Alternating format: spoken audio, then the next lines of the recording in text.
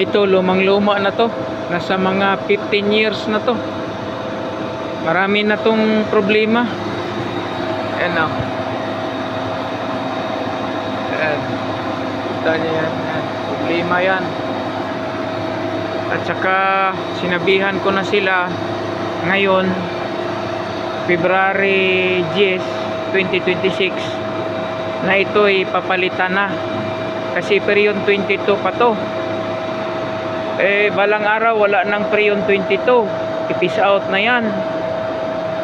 So mahirapan na rin tayo maghanap ng mga parts para sa 22 kasi pati mga parts niyan i-peace out na rin kasi sino pang bibili. So marami na rin tong issue, lagi na lang napapalitan ng compressor kasi po dati sa mga third party pa di po ito nililinisan. Kaya inaproban na yan siguro yon kasi sabi kanina na ito na daw ay papalitan ng bagong unit. Ito siya.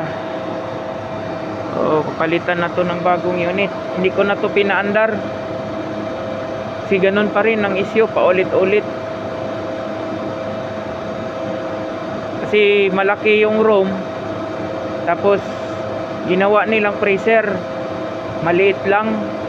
Abot naman siya ng negative 18 pero tuwing nag-defrost mahirapan siyang makabalik agad tuwing mag-defrost. Tapos pag andar niya balik tapos nagbukas sila ng pinto matagal bumalik. Kaya ma-question kung bakit matagal bumalik kasi isa lang ang unit, malaki ang room, so dapat dalawa. Kung ayaw man nilang bumili ng dalawa pwede isa pero mas lakihan na nila. Kaya pumunta na daw dito ang third party para papalitan na to.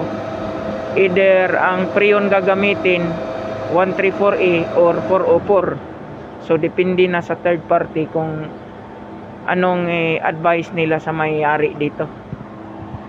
Pero kanina pinuntahan ko sila, okay na daw, papalitan na to ng bago. Parang 3 unit papalitan nito ng bago.